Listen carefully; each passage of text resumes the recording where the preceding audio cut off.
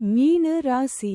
உத்திரட்டாதி நட்சத்திரம் 1, 2, 3, 4 பாதங்களுக்கு இன்று விபத்து தாரை. இந்த நட்சத்திர நாளில் பயணங்களை தவிர்ப்பது நல்லது. கண்டம் பொருள் இழப்பு அவமானம்.